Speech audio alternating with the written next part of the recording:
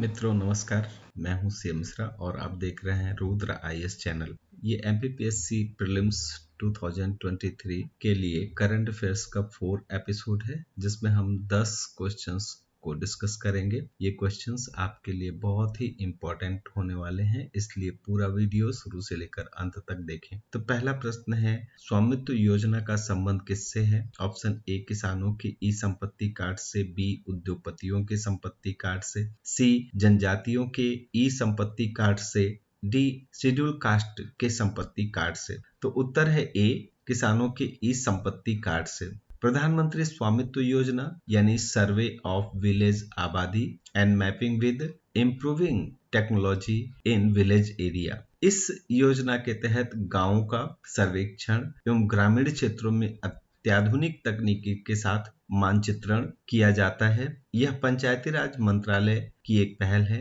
इसका उद्देश्य ग्रामीण लोगों को अपनी आवासीय संपत्तियों का दस्तावेजीकरण करने का अधिकार प्रदान करना है, ताकि वे अपनी संपत्ति का उपयोग आर्थिक उद्देश्यों के लिए कर सकें।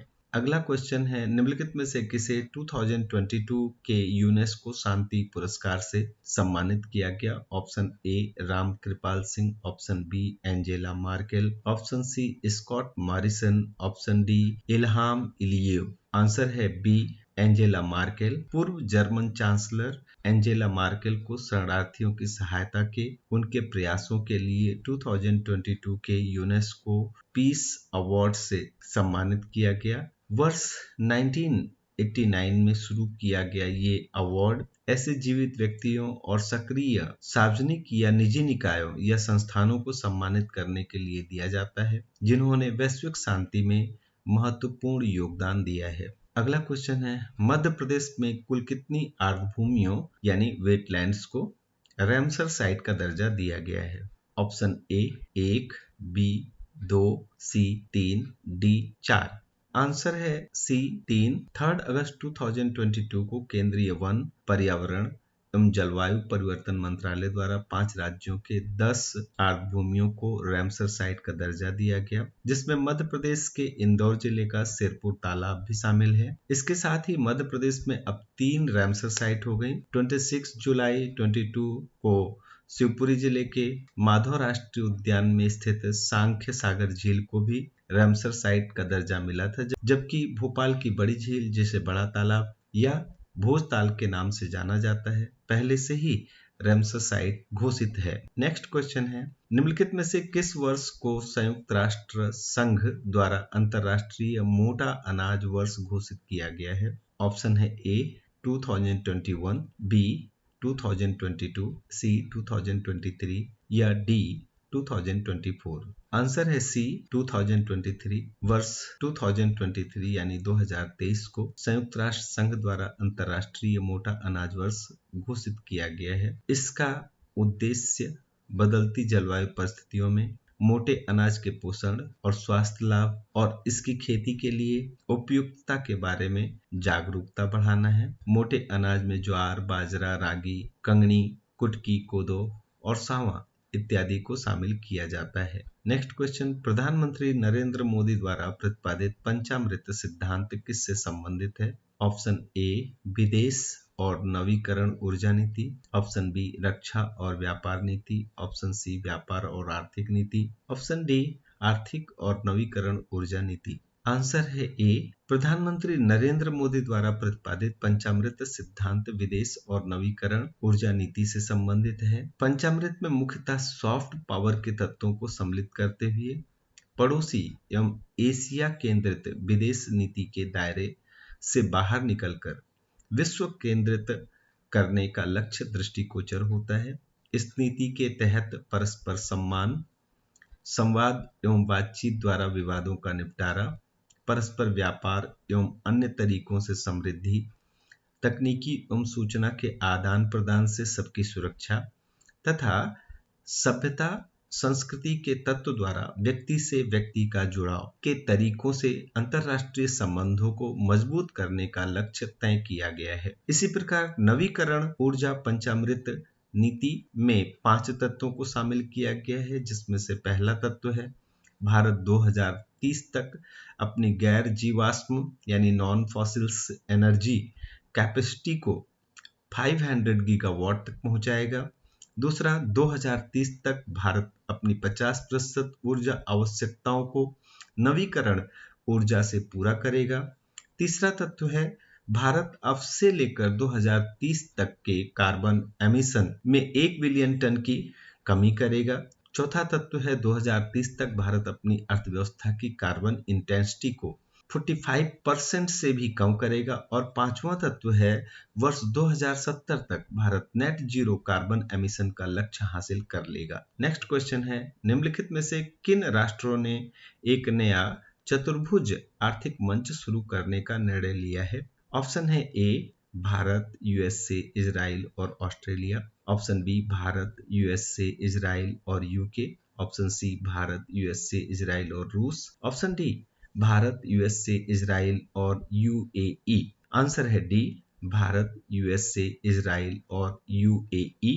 भारत, यूएसए, इजराइल और यूएई यानी यूनाइटेड अरब अमीरात ने मिलकर एक नया चतुर्भुज आर्थिक मंच शुरू करने का फैसला लिया है। यह मंच परिवहन, प्रौद्योगिकी, समुद्री सुरक्षा, अर्थव्यवस्था और व्यापार के साथ साथ अतिरिक्त संयुक्त परियोजनाओं के क्षेत्र में संयुक्त बुनियादी ढांचा परियोजनाओं की संभावनाओं का पता लगाएगा। नेक्स्ट क्वेश्चन है, नमस्ते योजना किससे संबंधित है? ऑप्शन ए बाल श्रम, बी पर्यटन, सी सफाई कर्मी, डी मानव तस्करी। आंसर है सी सफाई कर्मी।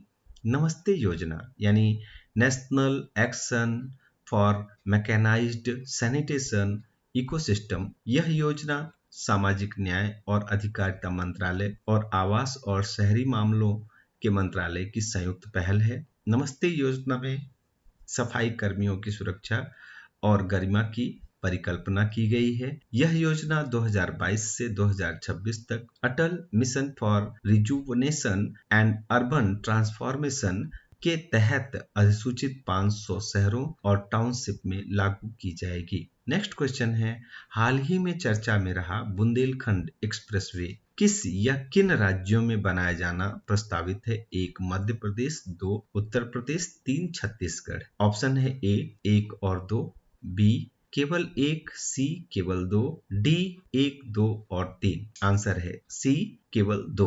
बुंदेलखंड एक्सप्रेसवे उत्तर प्रदेश राज्य में 296 किलोमीटर लंबा, 4 लेन चौड़ा, जिसका 6 लेन तक विस्तार किया जा सकता है, निर्माणाधीन एक एक्सप्रेसवे है। यह चित्रकूट जिले में NH35 पर गोंडा गांव को इटावा जिले में आगरा लखनऊ एक्सप्रेसवे पर कुदरेल गांव से जोड़ता है। प्रधानमंत्री नरेंद्र मोदी ने 26 फरवरी 2020 को चित्रकूट के गोंडा गांव में बुंदेलखंड एक्सप्रेसवे की आधारशिला रखी। एक्सप्रेसवे से चित्रकूट धाम में पर्यटन को बढ़ावा मिलेगा। इसे उत्तर प्रदेश एक्सप्रेसवे औद्योगिक विकास प्राधिकरण द्वारा विकसित किया जा रहा है।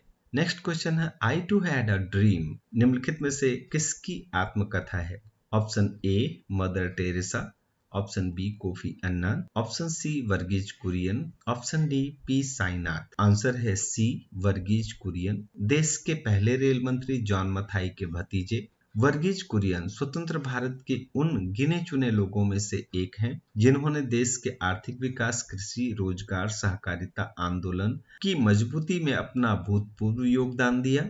वे भारतीय श्वेत क्रांति के जनक थे, जिससे भारत को विश्व में सबसे बड़े दुग्ध उत्पादक के रूप में उभरने में मदद मिला। 60 के दशक में डॉक्टर कुरियन ने ऑपरेशन फ्लड नामक एक परियोजना स्टार्ट की। इसी के साथ 1979 में धारा लॉन्च करके खाद्य तेलों के व्यवसाय में भी उन्होंने क्रांति लाने में महत्वपूर्ण योगदान दिया। तिलहन उत्पादकों की सहकारी परियोजना से उत्पादकों एवं तेलों के उपभोक्ताओं के बीच एक सीधा संपर्क स्थापित हुआ। नेक्स्ट क्वेश्चन है, कोप 27 के संबंध में निम्नलिखित में से कौन सा कथन सत्य है? एक, इसका आयोजन नवंबर 2022 में किया गया। बी, इसका आयोजन संयुक्त अरब अमीरात में किया गया। ऑप्शन ए केवल 1, बी केवल 2, सी 1 और 2 दोनों, डी इनमें से कोई नहीं। आंसर है ए केवल 1। नवंबर 2022 में संयुक्त राष्ट्र जलवायु परिवर्तन पर 27वें सम्मेलन का आयोजन इजिप्ट यानी मिस्र में किया गया। लगभग 200 देशों के प्रतिनिधि मिस्र के लाल सागर रिसोर्ट शहर शर्म अल शेख में इकट्ठा हुए ताकि 2015 के पेरिस समझौते को लागू किया जा सके।